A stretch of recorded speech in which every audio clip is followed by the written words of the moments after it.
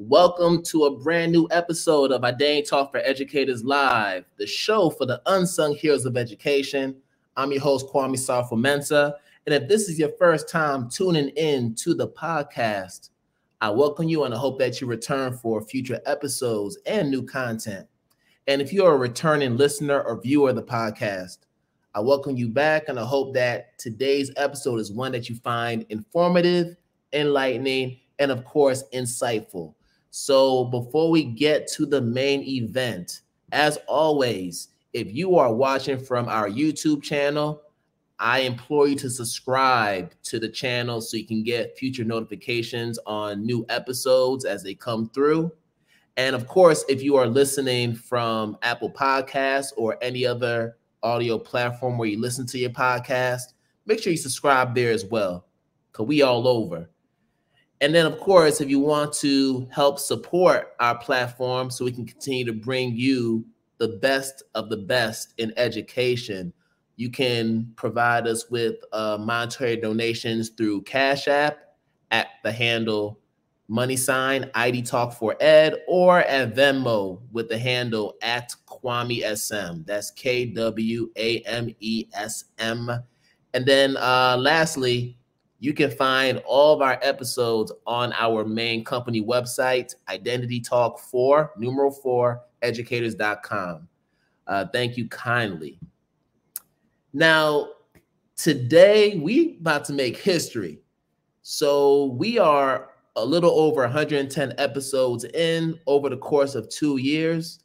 And I must say that up until today, we have not had an episode where we had a married educator couple. So that's why I'm saying this is history today. So for the first time, we're going to have a married educator couple talk to us about the work that they do together as a unit. We're going to talk about family. We're going to talk about education. We're going to talk about anti-racism, advocacy, all the things that we love to talk about here on the IDTALK for Educators Live podcast. But this group, this couple, man, I've been following them for quite a while, and I just love the work that they do together, and I love how they support each other in their own individual endeavors. I like the fact that they have their own lanes, but they still are cohesive and they still do their thing collectively, which is what's beautiful. Not just about, doing this work in education, but also just in marriage. As someone who is married and has, a wife and family, it's important to always be together. So I'm glad to bring on the Germáns, Lorena and Roberto, to talk with us about multicultural classroom. Lorena's going to talk to us about her book, Textured Teaching, which is a dope book, by the way. Make sure y'all go cop that, and we'll get more into that in a little bit. And then Roberto just talking about his experience being in leadership in various school settings and how what's going on in our current climate has really devastated a lot of our marginalized communities. So we're going to get into all that today. But listen, without further ado, I want to bring on Lorena and Roberto to talk with us about what they're doing right now, because they're doing a lot. So yeah, let's bring them on. Let's get it in. Hey, all right, we're doing a lot. Y'all doing a lot. Y'all doing a lot. But glad to have y'all. How y'all doing? Good. Oh, it's a pleasure to be here. Pleasure to be here. We're well. Yes. Love it. Told y'all making history. I've never had a married educator couple on this podcast. So we feel honored. Yes. We feel honored to make history on your platform. Yes. So like I was telling y'all off air, so many questions I have. But we're gonna get through, and I can already tell we're gonna have a dope conversation. I could already feel it. When I woke up this morning, I said, man, I cannot wait to get on this mic today. I cannot wait. We appreciate you. Here. So the first thing I like to do with all my guests is to start from the beginning. So the name of this podcast is Identity Talk. So of course, part of doing this work, as you know, is understand the identity of teachers, understanding where they're from, what they represent, who they represent, what the principles are, all that. So I want to ask y'all a very simple but profound question. What brought y'all into the education field? Let's start there. Yeah, that's a great question. I'll go ahead and get us started. I was coaching basketball at Central Catholic High School, my alma mater. My coach recruited me to coach there when I was a junior in college and fell in love with the experience, coaching all 3 levels, freshman, JV, varsity. And so as I was approaching my graduation, I thought, what's a way to keep me connected to these kids that I was coaching at the time, keep me connected to that school, to the experience, working with youth in that way, and then thinking about my skill set and where it lent itself. And so as an English major who was also coaching basketball at the time, it seemed to make sense for the next step for me to pursue an English teaching job. So I started out at Lawrence High School while coaching at Central Catholic, and basketball was the draw. Basketball was the draw, and then it developed from there. Lorena? My draw, like kind of what brought me into education was I wanted to work with young people. I've always wanted to work with young people, you know, as far back as I can remember in terms of when I started thinking about a career. I did not want to teach because I'd had such a rough experience in middle and high school in particular. And so I was like, no, I'm not going to be in a school. I'm not going to do those things that those teachers did to me and my peers. But then, you know, that's not what it was. I'm called to be a teacher. And so that's how I ended up, you know, kind of making my way back there. I realized that that's one of the places where I can work with young people and I can be the teacher that I should have had. So that's how I ended up there. All right, cool.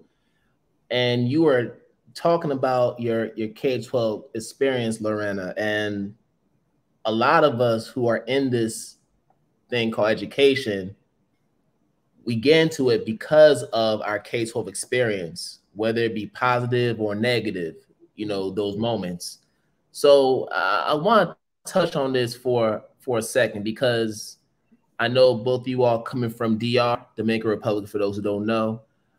Shout out to my Dominicanos, okay? Okay. Yes, gotta give love, because my college roommate, sophomore year, from DR, and Really? yeah, and it's like when you're part of the family, you part of the family, even if they've never met you before, like it's always love. So that's what it is. Yeah, so shout out to that. But I'm interested in knowing this, because the last few episodes, I've been talking a lot about multilingualism. I've been talking about translanguaging and the importance of it. Of course, when we talk about those things, we also have to talk about this idea of the worship of the written word. So for those who aren't familiar with Dr. Timo Okun, the white supremacy cultural characteristics, if y'all haven't caught my episode with Dr. Timo Okun, y'all go ahead and check it out. Quick plug right there, where we break it down. I'm interested in knowing, when you all were in school and you were, let's say, in Spanish class, right? Were there ever moments where you had a teacher, maybe it didn't happen to you, but maybe did you have a teacher who was just like, okay, the way you are speaking Spanish is not the way you should be speaking it. You should be speaking it the way that, let's say, the textbook is telling you, or this way. Like it was not affirmed how you were communicating. Yeah. So in college, I'm an English major and I have 2 minors, one in sociology and one in Spanish. Because I wanted to Such really an overachiever. I know. But it's also because I wanted to get into the literature and I wanted to hone those skills, because my first language was Spanish. I was born in Dominican Republic, and at home we've always spoken Spanish. But when you come to this country, that's not necessarily nourished or fostered at school. So you get thrown into English, and then you develop that academically. So all that is to say that I chose to study Spanish in college in order to really like polish those skills. And as a Dominican speaker, and I had another friend, she was Puerto Rican. And so the two of us would get questions all the time and critiqued by our teachers who were all from Spain. And so the critique was, this is not proper Spanish. This is not how you say it. This is incorrect, etc. And for a long time, I didn't understand what was going on. And I just accepted that critique.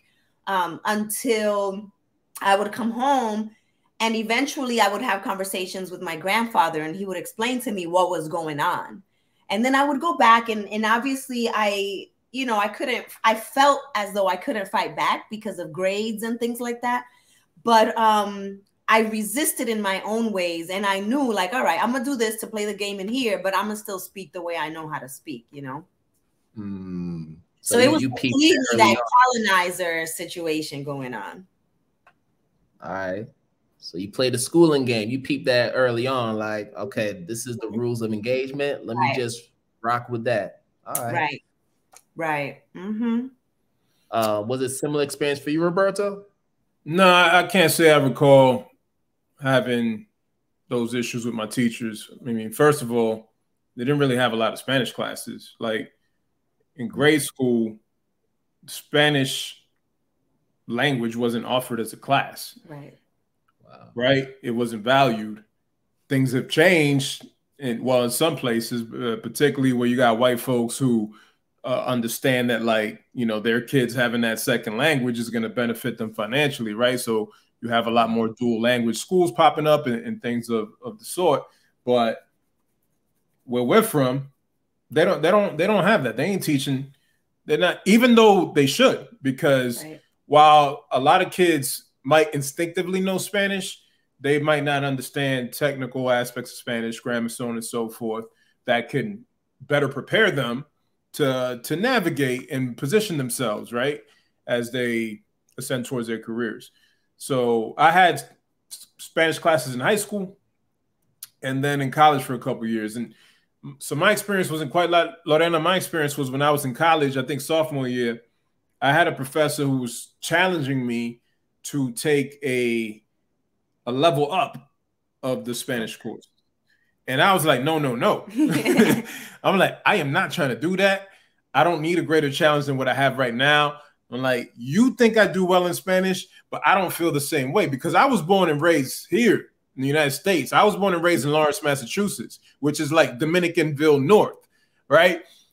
But it's still the United States. So I didn't grow up with as strong of a grasp on the Spanish language as I have now. Like, I've worked on it over the years. But at that point, I definitely did not have the confidence to take a more challenging Spanish course. I was completely happy being in the intermediate level Spanish course. Okay. The professor would not let me stay in the intermediate level. And so I decided I'm going to take a psychology course instead and drop Spanish. All right, let's stay on there for a second, because as somebody who is also, first generation immigrant, both parents come from Ghana, West Africa. And of course, they speak their native tongue really well. But with my siblings growing up here in America, we didn't have our parents teaching us our native tongue from an early age, because the mindset at the time was, you know what, we're here in the States.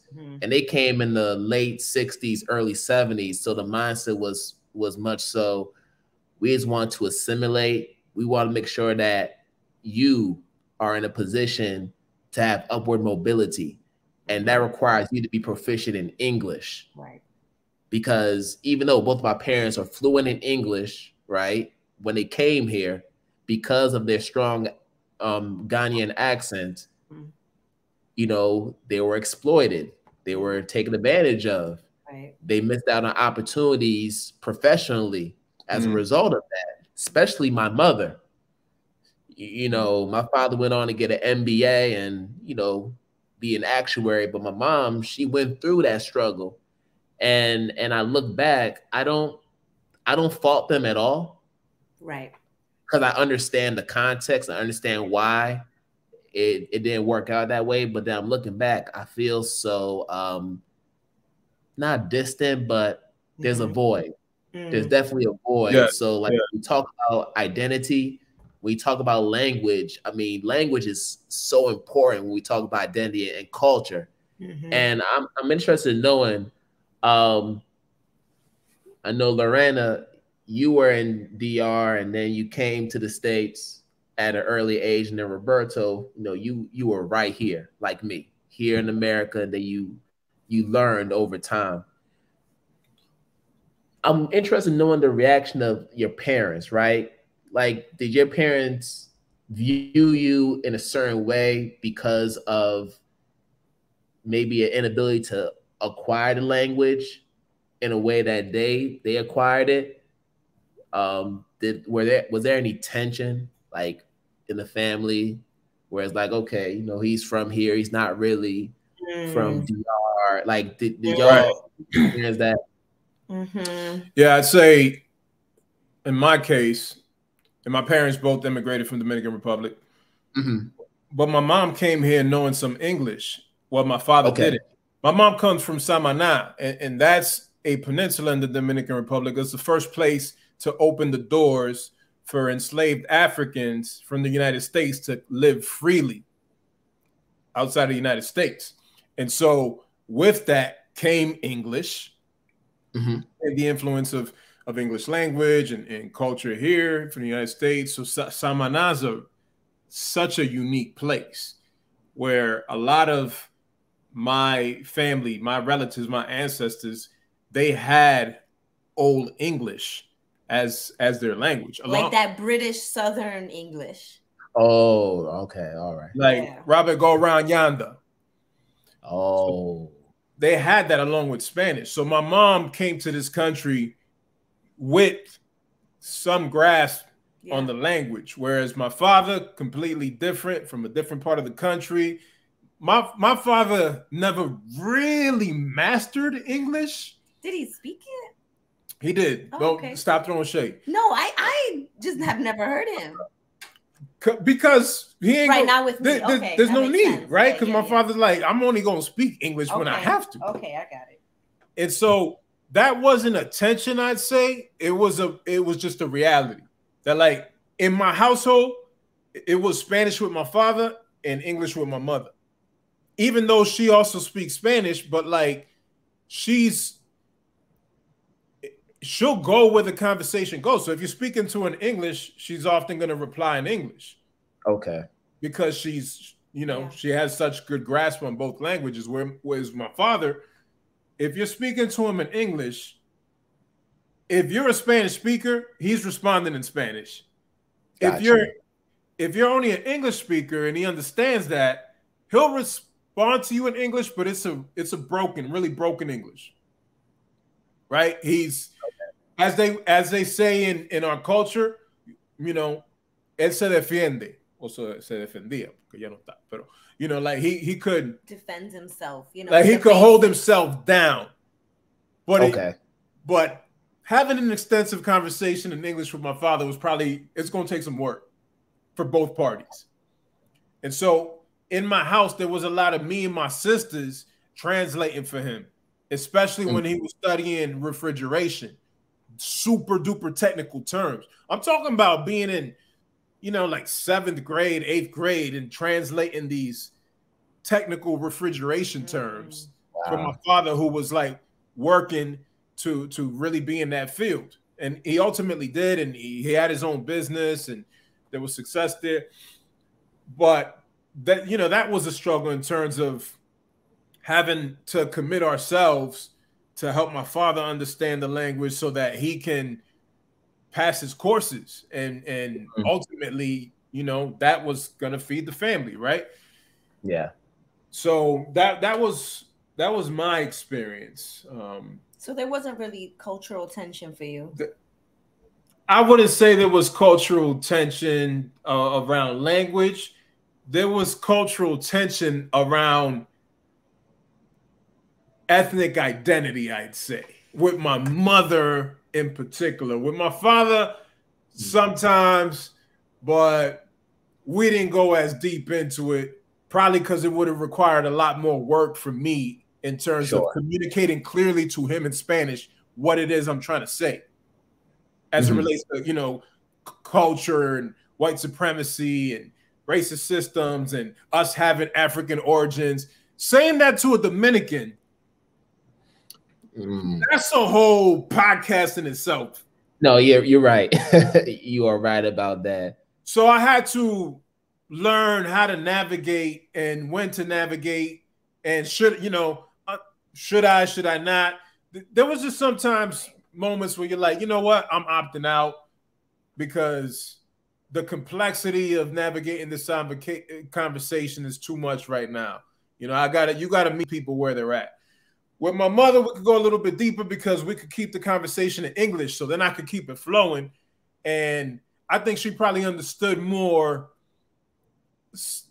a lot of what I was trying to get at in terms of like, hey, I hold my Dominican heritage dear to me. No, I wasn't born in Dominican Republic. I wasn't raised there, but I've spent time there. My family's from there. The culture, my household culture, the city, the culture in the city is very much Dominican influence. So like a lot of my identity is rooted in that, even though I was born and raised in the United States, where I don't feel that, let me reframe, where I'm not 100% affirming of that, you know, what we understand is like the American identity or what's projected in the mainstream as American identity, right? That doesn't always feel like home to me. Got you. I hear you. But I think, you know, it's so interesting what you're saying, because like I'm sure you can agree, Kwame, that like at home you probably grew up in 100% Ghanaian culture, even though every day you left those doors and you were in the white American culture, right? But for our parents, they're like, nah, we live here. We're American. This is not Ghana. This is not Dominican Republic, right? And so, yes, I think that they perceive me and my siblings to be very Americanized, and we are in truth. But here, we're very Dominican, right? Like when it's time to do the potluck and I'm bringing rice and beans and some pollo, it's not mashed potatoes and turkey. Right. It's not corned beef. You know what I mean? It's not corned beef or whatever. Hash. Chicken pot pie. You know, it's not. I like chicken pot pie though. I don't. Love it. So, right? So it's this. That is the American in me. Chicken pot pie. You know, I embrace it. That has caused a clash for us, for my parents and I. But you know, education was always very important in my home, and so they were very much like, yes, learn all those things, but here we speak Spanish. You're going to go to Dominican Republic. You're going to know elements of your country. You're going to know history. You're going to know true things. And I learned a lot at home that I was never taught at school. Like I learned about when the United States invaded our country and other countries. Like it was always very clear to me that this place, like American exceptionalism, was not a value I was raised with here, you know? So... yeah. Woo, yes. And I know right now we've been talking about language, but I think it's a perfect segue into this next part of the conversation, because I really want to get into the idea of culturally sustaining practices. So as educators, we all know that, you know, the culturally sustained practices is really an offspring of culturally relevant pedagogy. So if anybody knows Dr. Gloria Ladson-Billings, godmother, OG of this, it starts with her. And then of course you go over time, there's Dr. Geneva Gay. And then of course you have, you know, Dr. Beverly Daniel Tatum and so many others who've been doing this work. And then there's Mr. Django Paris, who was your mentor, Lorena, and someone who you were able to work closely with, right? And as I was kind of like doing my own research and learn about culturally sustained practices, I'm like, the one thing that culturally sustained practices emphasizes is the importance of language, sustaining culture. With culturally relevant or culturally responsive pedagogy, it's like, okay, we acknowledge that the culture is in our classroom, but that's usually the ceiling, right? So we're going beyond, let's put this person's name in this word problem. We're going to go beyond that, the acknowledgement, because that's surface level. That's performative, right? Now, what are we going to do to sustain culture? What we're going to do to make sure that we are affirming languages and all the intersectional aspects of students' identities, right? So I know I'm talking a little bit about it, but I think for those who tend to interchange culturally relevant pedagogy with culturally sustaining practices, I want to know from you all, what do you believe is the main difference between culturally relevant pedagogy and culturally sustained practices for those who may not know what these terms are? Yeah, I can speak to that because there's really three terms. People interchange relevant and responsive, and they're actually separate. So culturally relevant, as you said, was founded by Dr. Gloria Ladson-Billings, and then later came Dr. Geneva Gay's work on culturally responsive. And then years later in 2012, we get Dr. Django Paris's culturally sustaining.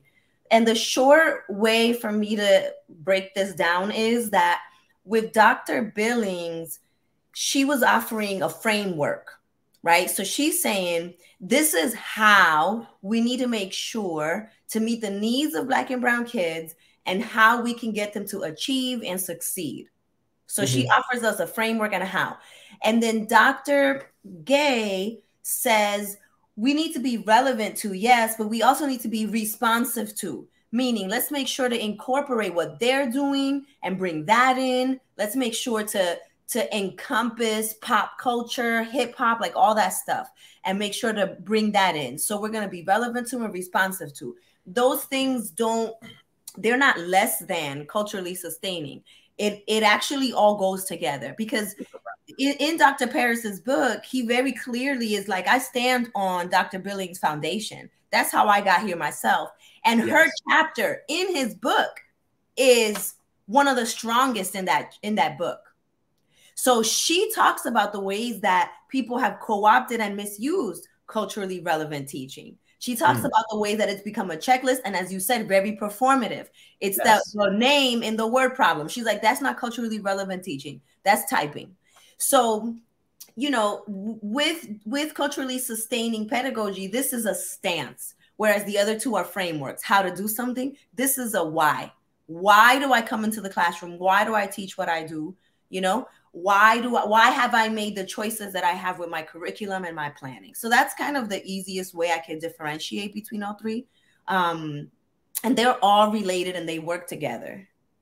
And I think that's the key, sustaining culture, right? And that's pretty much language, that's sustaining customs, literacy practices. But in order to sustain culture, you have to learn the culture of your students. You have to understand the culture of your students. There's a concept. And that's something that I wish I could say all educators do. You would think in the beginning of the school year and even throughout, we do these things, right? Well, you know what? There's more of that. There's more of that learning. Okay, I'm seeing more and more teachers, even on social media, like, oh, I just learned this new word the kids are using. And it's like, you know, lit, right? So there is that effort, but there's a difference between acknowledging and learning and valuing and respecting. There's a difference. There's a difference between me saying, oh, yes, I understand what you're saying, versus let me actually allow you to use that language in your writing of this essay and allow you to earn the grade that your content deserves. But it might not sound like Jimmy from the suburb.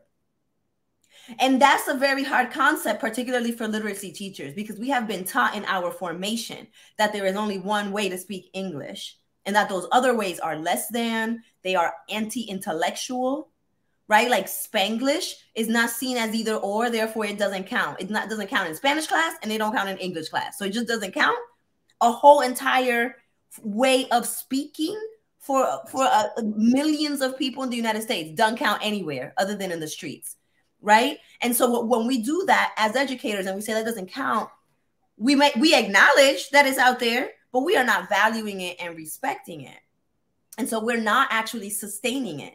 That's why we have languages throughout the country, indigenous ones, that are gone, right? That we don't practice anymore, that those nations don't practice because they have been erased. And that's why, you know, Paris and Eileen talk about sustaining, right? Let's not just point to and say, oh, look at what that group of people speak. Look at the way that group writes. No, let's actually bring it in and use it and celebrate and allow it life in here so that it can continue to grow and be sustained. All right. And I hate to bring critical race theory into this, but I have to, right? Because we're talking about linguistic capital. Mm-hmm. So if anybody's familiar with Dr. Terry Yoso's community cultural wealth framework, she talks about this, right? Okay. The importance of having linguistic capital, the value of being able to speak multiple languages, multiple dialects, but also being able to have navigational capital to make determinations of when to use certain languages in certain situations. That's a skill. Right. That's an undervalued skill in our educational system. And we have the literature to talk about it. Even if you read like Dr. Jamila Lee Scott's, you know, Black Appetite, White Food. She talks about her experience. Yeah.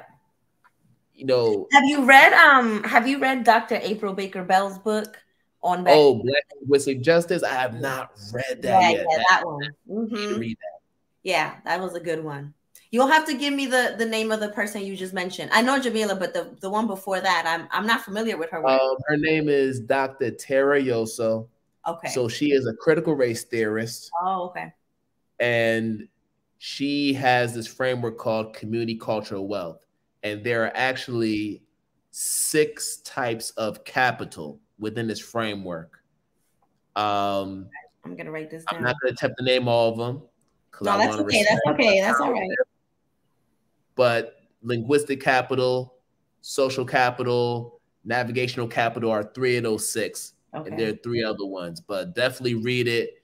It's pretty self-explanatory when you read it, but it's a very valued publication that people need to really read, because it speaks to a lot of what you even talk about in your book, Textured Teaching, which we got to talk about, because I'm still digging into it. Mm-hmm. But what I love about this book is that when you describe textured teaching, you're reinforcing the fact that teaching is an art form. Mm-hmm.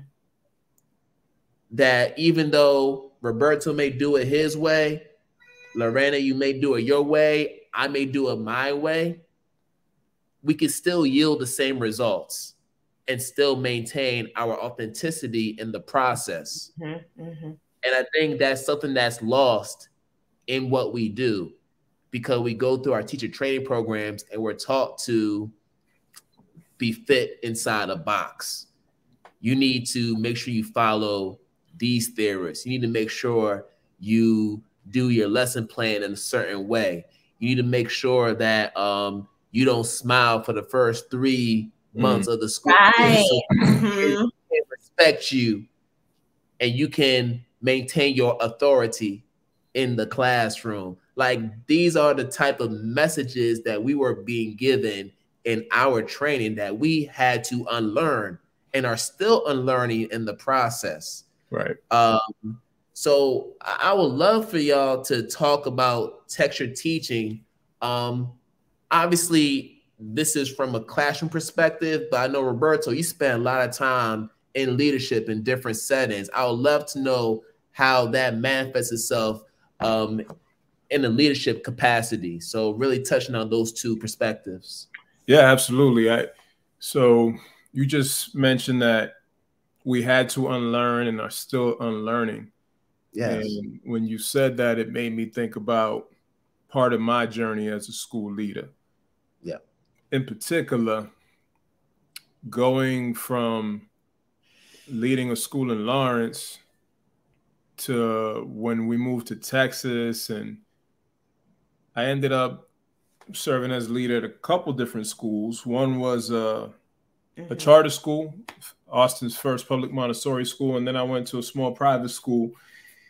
And what a transition, man. Well, from Lawrence, like from the prep to Lawrence to then. Right, yeah. That's a lot. Yeah, it was so different in so many ways. Yeah. But one thing that I learned along the way was how much I was operating and reinforcing the very things I struggled with and was, you know, in terms of what I saw and didn't want for kids. But when it was time, I did find myself reinforcing those very actions, whether we're talking about suspensions or just, you know, my approach sometimes with our learners, or even sometimes with my staff. I'm grateful that I had opportunities along the way to fail, because you know, I hate failure. But if I'm honest with myself, there were many days in which I did fail, and it didn't feel good. And I had to look myself in the mirror and come back the next day and try it again, and hopefully try something different, and talk to individuals that have more experience than me and see what game I could pick up, and try to identify individuals that not only had more experience, but were actually doing something different in terms of their approach. Yeah.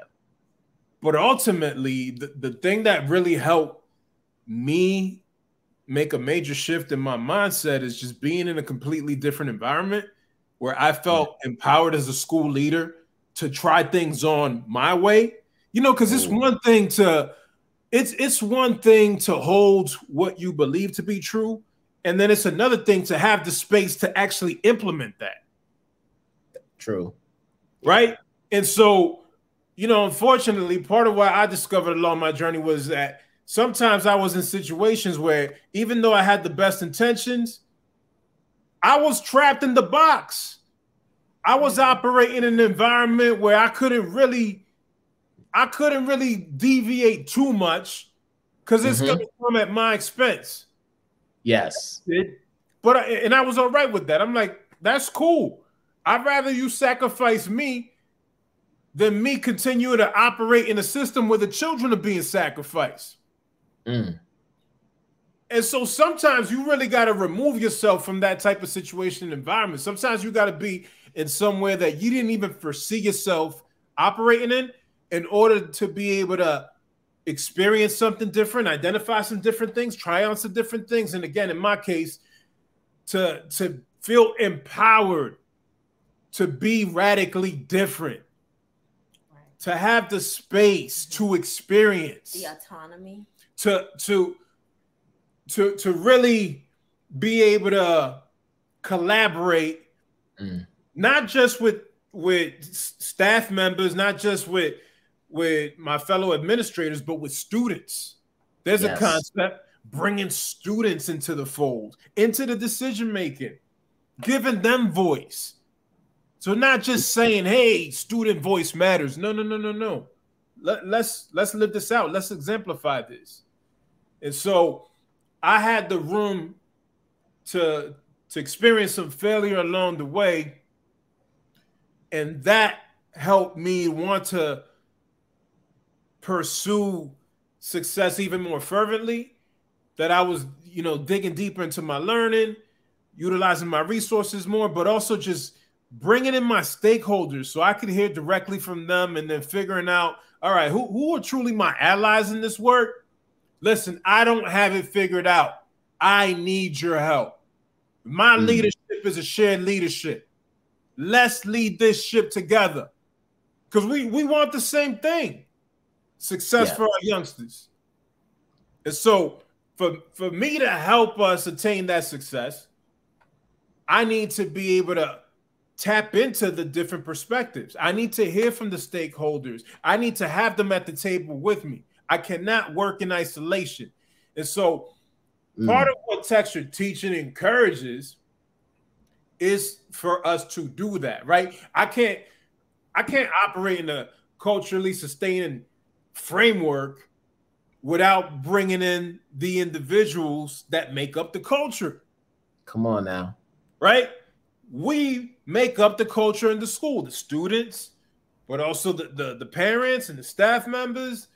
We collectively make up the culture in the school. And sometimes what you find is that school leaders are trying so hard to create their culture, because as you stated, that's what we learn.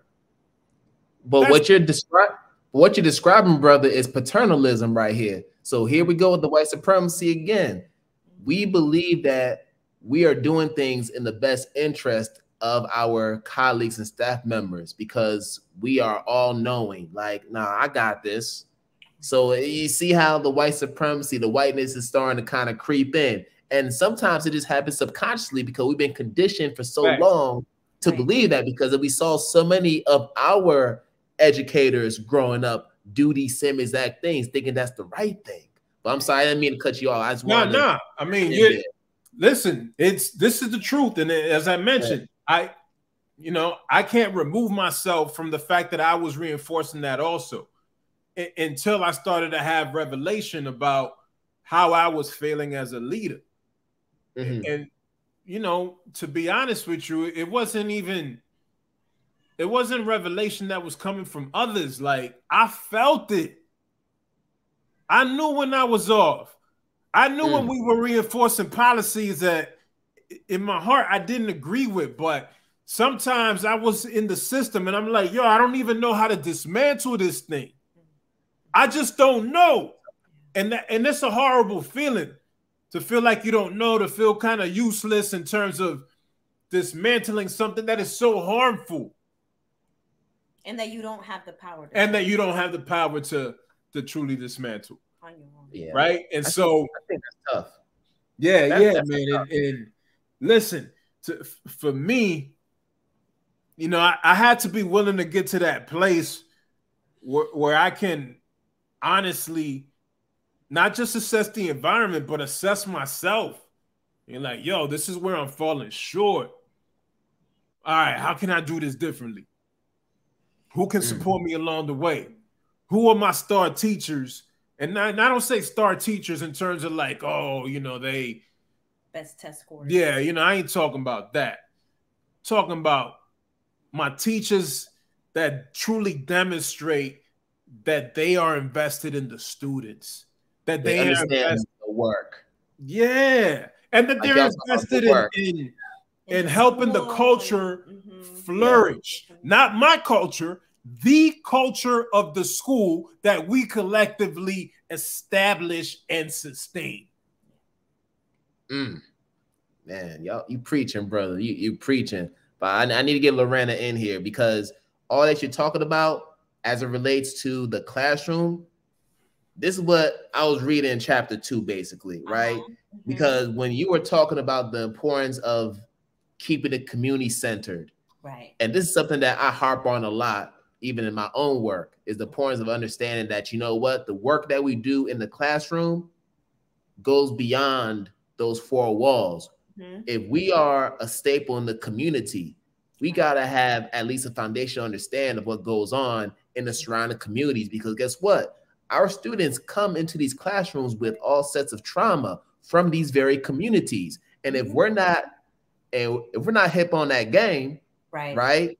How can we provide them with the best optimal educational experience? So what I liked about what you wrote about was the fact that it was restorative. Like, I heard like there was a lot of restorative practices influence in there, like creating agreements, co-creation, like what you were talking about, Roberto. Like, this is our space. Right. Let's work together to make this space a space that is conducive to all of us.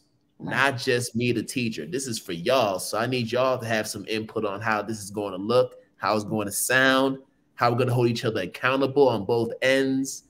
And that's something that, even though we know that conceptually, you still have to go through a process to get to that point where you are relinquishing, quote unquote, control. But you're not, but it's not relinquishing control. It's more so utilizing it in a way that's going to empower your students to feel like they can contribute. So yeah, I want you to speak on that because I think that's so powerful. Yeah, I mean, something that now I don't remember when you said it, but there's you had said that sometimes, you know, educators become teachers because of their own experiences in school, and that's often positive. They had a great teacher who motivated them, and they're like, I want to be like Mr. Kwame, and so they're going to go and become teachers. That's not the case for all of us, particularly for those of us that are folks of color. Like for a number of us, we're doing this because we know that there are problems in education that we want to fix. Yes. So there are a number of us who go and work in classrooms and schools that either are in our own communities or, I mean, really, it doesn't matter where we're working. Most of the time, we're very effective. There's research, there's data to prove this, to demonstrate that not only are kids even doing better on tests when they're with us, but just generally, like attendance is better, task completion is better. Okay, why? This is not magic. This is not because somebody just shines a little extra bright. We are hardworking, thoughtful practitioners. We have strategies, right? We employ certain things in our practice that make us successful. And so that's what I tried to do with texture teaching, was take that magic out of it. Instead of the administrator saying, oh, why is Lorena so successful over there, as if like she's just got her own spark and that's it, everybody else keep going. It's like, no, you know, as you said before we went on air, yeah, I'm doing a good job. Like you could do it too. Here, we could all actually be doing this.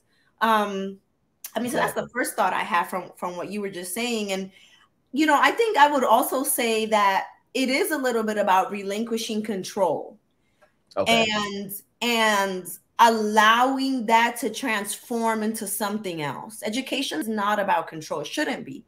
The classroom is not a space about control. It's a space about learning. And there are things in our practices as educators, historically, just the way that teaching is designed, that is actually about control and not about learning. So that's why I talk about decentering, right? And like, the teacher needs to quite physically move out of the way, because if not, this is your classroom. You know how kids will be like, oh, I did your homework. Am I going to have your class? And it's like, guess what? This ain't my homework for me to do. This is your homework. So they're obviously not taking ownership. It didn't feel like it belongs to them. It belongs to me because this is my class, you know? And so if we continue to act that way, then we can't be surprised when they don't want to do our things. We sometimes don't want to do their PD. Right, so it's the same thing. And so it's there's a lot, obviously there's a lot wrong right now in education, but I feel like there's also a lot of room for opportunity. Yeah, I agree with that wholeheartedly. I want to touch on this issue of co-opting, because there's a lot of co-opting going on. There's a lot of appropriating going on in the form of just the thieving of intellectual property and things of that nature. Yeah. But I want to talk specifically about the concept of social justice and how that has been twisted and turned into different things, right? Yeah. How we've seen different people who aren't about that work capitalize off of it without having the proper receipts. Oh, yeah. Right? And this is something that just tends to happen with everything that we put out there, whether we're talking about culturally relevant pedagogy, right, whether we're talking about social justice, whether we're talking about anti-racism, all these terms that we know are supposed to mean one thing, but have turned into something else, right, for different reasons. I think this will be a great opportunity for us to really just crystallize what social justice means, because depending on who you ask, it seems like people want to select the different parts of social justice they want to cover and kind of leave other things, you know, kind of in the dust, because that's not something that's of interest to them. Right. But that's just not how social justice works. Right. Or calling, like you're talking about one thing, thinking you're talking about social justice, and that's not even, you're on something else. Yeah, I mean, that's why I spent that whole first chapter on naming things, right? So when I talk about these things in the next 4 or 5 chapters, we're on the same page here, so that when I say social justice, you know what I mean. And by definition, social justice is about the redistribution of power and access to wealth. So it's not about going to a riot. It's not about protesting outside. Like, could that be part of your action and your expression of your fight for social justice? Sure. But that in and of itself is not, right? And so, you know, textured teaching is a way to get teachers to help, or it's a way to teach so that young people understand what social justice is and find a way to fight for it. That definition and understanding is a more dangerous thing than the actions that you just mentioned. Right. You know? Right. So like, I think it's partly why folks that are resistant, they will push for this confusion. Right. Right? Because at the core, a lot of the issues that we deal with here, in particular in the United States, but you know, you probably make the case that this is in many, if not most places, that the key word is power. Sure. Right? People don't want to give up their power. You know, nobody wants to redistribute power, or money for that matter, or the access to it. That's right. All right. But let's but I want to take the example of just indigenous community, for instance, right? And the idea of settler colonialism. Now, if we're truly doing social justice, we should know that doing a land acknowledgement at the beginning of class should not be the ceiling of your engagement, right? Honestly, Kwame, I wouldn't even do that at the beginning of every class because that's performative. But this is what people do, Lorena. And my whole thing is, okay, that is a start. That's an entry point. But okay, let's talk about the fact that maybe let's research the land itself, right? Like you have websites that do it. Like if you go to, I think it's called Native Land website, you can actually find out the name of the actual group that once occupied this land, that your school is under. You can find the treaties and everything. Like all the information is there. Like let's look at the history of it. And if you look deeper into the history, then you start to realize, okay, now we can make certain ties to things like redlining, things like gentrification, right? Like it's all connected. But like let's talk about how we can reinvest. How can we redistribute some of the power, the funds, because ultimately it's about reclaiming the land. That's the ultimate goal, is to reclaim. It's not to just acknowledge. And I think that's where we get lost in this social justice conversation, because people think, okay, if we acknowledge it, we are doing social justice, like you just the expression of it. But it's so much deeper than that. It's one of the ways to think too about the intersection of social justice and education is that education has to be a tool. It's not the goal. It's not for me to just know about a thing, right? Like I need to know about a thing in order to do something. And so how are we equipping young people is my question. How are we equipping young people in our classrooms across every subject area so that they can take action, so that they can make meaning of what is happening in our society and country? You got young people right now going to TikTok to learn about settler colonialism instead of their teacher. And so, yeah, why would they want to sit in English class and not be on their phone on TikTok? Like I would too. I want to be on my phone on TikTok learning about this, right? So now that's not to say that I know that that's a bigger conversation about the phones in the classroom. So I don't mean to open that can of worms. That's not what I'm trying to do. Yeah, My point is, that's a separate thing. But my point is, right? That's why culturally relevant instruction is so important, because we have, why should I be sitting in your algebra class right now? How is that going to help me understand this housing crisis? Because that's how we've always been doing it. That's why, you know that, Lorena. That's how we've always been doing it. So why change? but that's social justice, right? Yeah. How is your class going to help me improve the conditions for my community? That's social justice. Yes. I mean, in a nutshell, basically. I do want to ask y'all one more thing, because right now we're in the midst of this great resignation, right? We're seeing teachers leaving left and right. It's a major issue.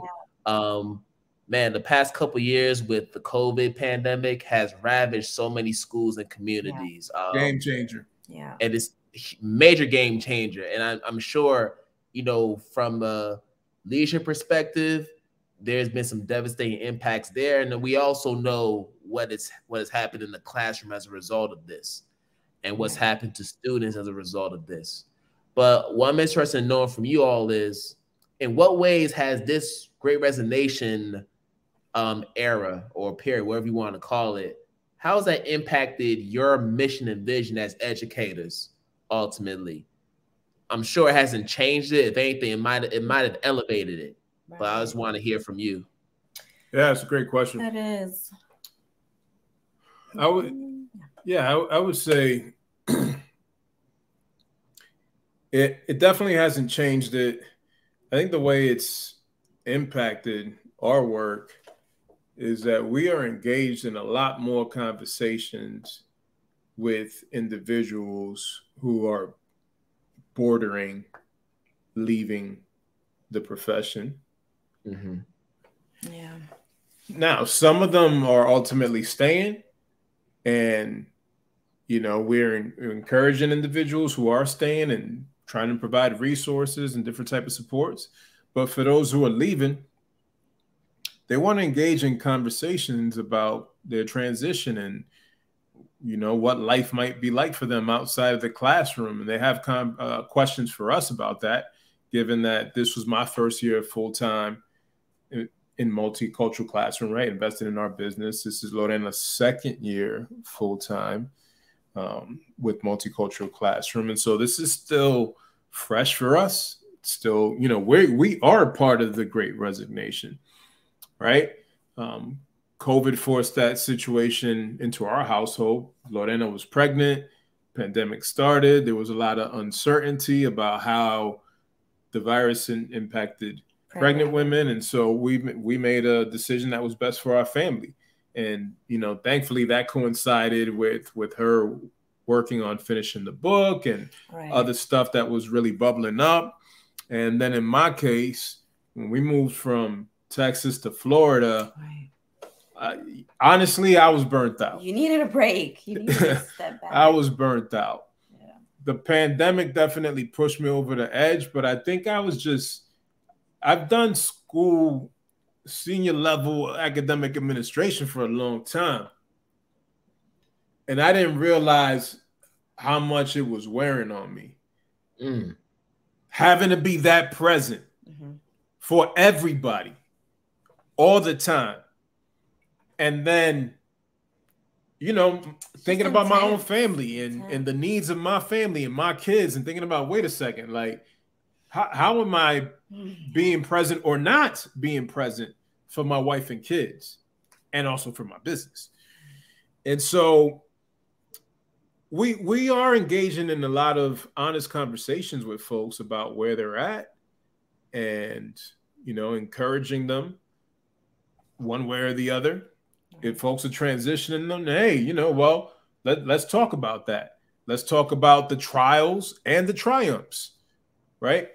And for those who are staying, then thinking about, like, hey, you know, these are some things that you should consider as it relates to self-care, as it relates to getting the support that you need from those in the school that you're serving at, as it relates to how it is you can continue to improve your craft. So those are the ways that I see it impacting the work that we do through Multicultural Classroom. I think I would add that the Great Resignation has come alongside what they're calling the Great Awakening from 2020, right? The Great Racial Awakening. And there's a correlation between the two. A lot of teachers are very frustrated. On top of everything that's happening, they're frustrated at the lack of anti-racist work at their schools, at a lack of prioritizing the work, if you will, in their schools and in their districts. So when burnt out teachers and teachers who are on that line of like, I'm about to leave if something doesn't happen, when they either encounter us or participate in anything that we're doing, they often feel affirmed and like, okay, this is a respite. Maybe I can stay. Here's some motivation to go back and do something, right? We are experiencing some of that. And or they encounter us because we've been hired to come and do some work at their school. And so they're like, okay, you know, my principal may have thought this was going to be a surface DEI workshop, but that's not what we're getting. And so like, I'm here for that. So I'm finding that, you know, a lot of teachers who are frustrated, who are on the brink of that resignation are finding a fresh of breath air with our work. And, you know, there's also the reality that many are leaving and they're still leaving, but there is this sentiment for a number of them of like, I want to go back. I just can't do this right now. And so we'll see, right? Time is going to tell. Where are all these millions of, well, thousands at this point? I think it's something like 600,000 teachers, right? Like, where are they all going to go? We have to see where these jobs are going to come from, you know? And it's so crazy. And just getting back to Roberto's point about how much of life you miss out on when you're in that space. Like, I had to go through that process. I mean, I put a recent tweet out there because it's like, I've not been in a physical K-12 classroom in almost 3 years. And I've just been dabbling on different things just to stay engaged because I still love this work so much. Right. I hate the system and the way it makes me feel. You know what I'm saying? So I'm even wondering if I will ever find myself in that space ever again. I recall that tweet you put out. I read that. And it resonated with me.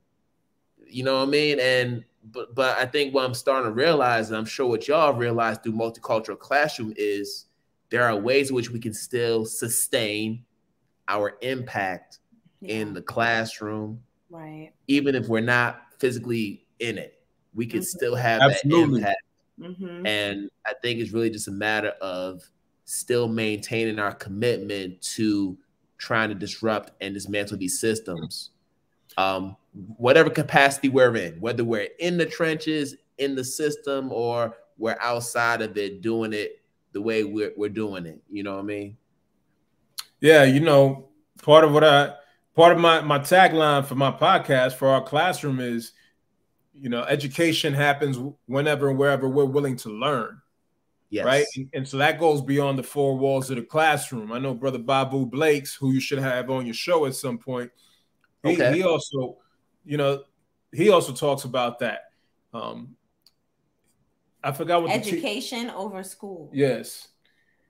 So, I mean, he has a T-shirt that says that, you know, he's part of what he's doing is centered around that. The fact that, like, hey, we want to focus on education. But we're not just talking about schools and educate, you know, school's not the education, right? The schoolhouse is the schoolhouse. Not to say education doesn't happen there, but education happens everywhere, right? And so that's part of what we're on, is like, how can we continue to offer learning opportunities to folks who are hungry to dig deeper, folks who are on this journey to continue to develop as anti-bias, anti-racist educators. And when I say educators, I'm not even just talking about adult instructors, right? We got young people who are hungry for this too. We got parents who want to learn more so they can better support their children. And shout out to Britt Hawthorne, who you had on your podcast recently. And, you know, because her book is really catering towards parents and teaching parents how to raise anti-racist children. And we contributed to that book, right? Both of us? Yeah. Yeah, okay. And so there's a lot of sometimes I need reminders, bro. There's a lot of wonderful things happening and driven by people who were formerly classroom teachers or administrators, right? Britt was formerly a classroom teacher. Tiffany Jewell was a classroom teacher. These are our people, right? So I'm shouting them out. Tiffany Jewell was a classroom teacher. You know, we were classroom teachers, administrator. Like, so there's a lot of folks who are doing awesome work, great work, who are providing educational opportunities outside of the classroom. And so that inspires hope for me. Even though folks are leaving the classroom, and yes, there's a concern there, so don't get me wrong. Oh, there is. There's a concern there. But I feel at peace knowing that these folks are not leaving and just like abandoning education, right? They're still contributing. It's just different for them. And they're impacting different populations.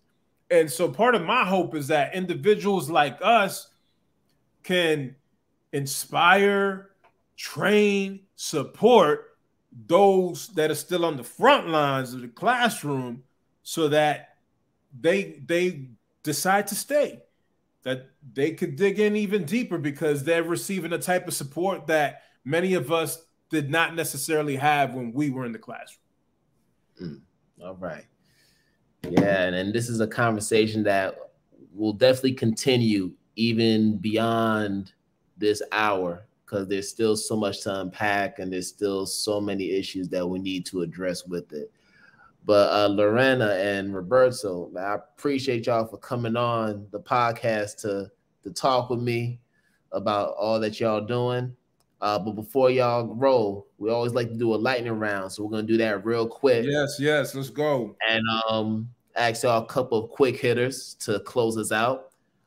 First things first, what are y'all doing for self-care? Because y'all are carrying a heavy load. So how do y'all take care of yourselves?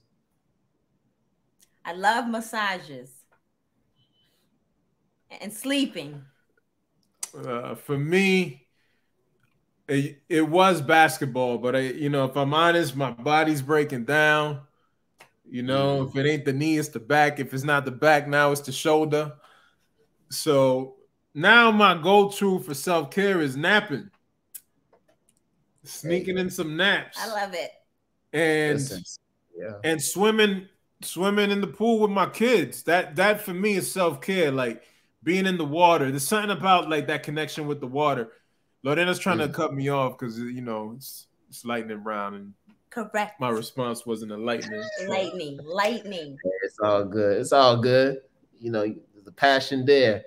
All right. If you're at a dinner table and y'all can have 3 guests that are alive, who would they be? So I don't know how y'all want to divvy it up if y'all decided, okay, these are the people we want to have. All right, one. Who you or we could just do 2 of each. Or we could do 2 of each. I don't care how y'all want to do it. Dead or alive? Are we doing 2? We're doing 1 and 1 and just 1 and 1. Start there. All right. There you go. You got yours? Yes. Go ahead. I have to have dinner with Malcolm X. Why? No, it's a lightning round. Okay. All right, Malcolm X. For me, it would be my father, Cecilio Germán, who passed away 3 months ago. Oh, man. My condolences, brother. Thank you. That's 2. So the third. One each. You can have 1 more. All right, I can have 1 more. I'd have dinner with Jesus. As someone who practices the Christian faith, I would love the opportunity to ask a lot of questions that I'm curious about. And certain things that I struggle to understand. That I haven't. Yes, I would have some. All right. Since you picked Jesus, I won't pick him. And I thought we were just doing 1 more. Like now you just 1 and 1. Okay. It's lightning. It's lightning. Well, now I don't know because you. I can't do it. I can't do it. I don't have anybody right now. Okay. It's all good. Lorena's almost, she's hardly at a loss for words. Mm. You know, except for like moments where you might surprise her. This is a surprise. Yeah. And just to let y'all know, listen, for those who have had a chance to listen to the Multicultural Classroom podcast, this is what it sounds like sometimes. So one episode. So you've been listening. I've been listening. Yes, I've been listening. He won't let me come back, he said. You gotta let wife come back now. Come on. Listen, come on, bro. I'll bring it back at some point, but I had to set some boundaries. You know, she's trying to like kiss me during the middle of the interview and stuff, and I'm like, listen, we're trying to be professional out here. I'm just saying, man, the culture needs her. You feel me? The culture needs her. You ain't lying, bro. You ain't lying. Yeah. All right, y'all. But real quick, let people know how they can connect with you on social media, and let them know how they can get with the Multicultural Classroom. Yeah, absolutely. Multicultural Classroom across all platforms: IG, LinkedIn, TikTok, Facebook. Multiculturalclassroom.com is our website where you can purchase Texture Teaching through Heinemann Publishing. You could also get the Anti-Racist Teacher Reading Instruction Workbook. Get some t-shirts while you're at it. And they can become a free member at our website and get all kinds of free classroom resources. That's right. And then on Twitter, you can follow us individually at Nena Germán, at R Germán 12. And so, yeah, man, follow us, connect with us. We'd love to build and support what you're doing in terms of growing as anti-bias, anti-racist individuals, educators, community members, so on and so forth. Man, I think you're probably the greatest hype man ever, bro. You like the greatest hype man. This man, great. I believe in the work that we're doing. Yeah. And I'm encouraged by the support that we've received, including from you. And I want to salute you. Take a minute to salute you, man. 10K downloads. Yeah. We see you. We see you. Yeah, man. I was like, okay, I'm gonna like that. Yeah, you're doing some great things. Yes. We appreciate your platform. Mm-hmm. I remember when we moved here, I think we had kind of checked out what you're doing on social media. I'm like, oh, yeah, we got to keep an eye on him. He's doing some great work here with this identity talk stuff. And now that I know you're abroad, I love it even more. Absolutely. Yeah. And I'm eager to talk to you about math and just man, for sure. Your brain in terms of as a school leader, I often had some trouble getting my math people to come around and understanding, like, how can I incorporate some of these concepts, being like an anti-bias, anti-racist teacher into math. And I'm like, come on, man. You gotta work with me, man. This is not as hard as y'all making it. Mm-hmm. Hey, listen, this is why we have Radical Math Talk. So quick plug. If y'all like this podcast, you can listen to our other podcast, Radical Math Talk, which comes bi-weekly, where we talk about the intersection of math education, social justice, right? How do they merge together? Who's doing some dope work that's innovative, that's going outside the box? So we talk about all that, because if you listen to a lot of math podcasts, they don't talk about the real like that. It's pretty much surface level. Let's just talk about the numbers, the algorithm, the equations. Let's go deeper than that. So yeah, y'all can check out Radical Math Talk. That's also on the Identity Talk channel on YouTube. You could also get it on all platforms where you listen to your podcast as well. But Lorena, Roberto, thank y'all for coming on. Thank y'all for making history today. Hey, we did it. Look forward to talking to y'all very soon. Hey, we appreciate you, bro. All right. Y'all take care. You too. Bless us. All right. All right, people. So we're about to end another fantastic episode of Identity Talk for Educators Live. And as always, I wish y'all good morning, good afternoon, good night, wherever you are in the world. And we're going to do this again another time. Peace out, y'all.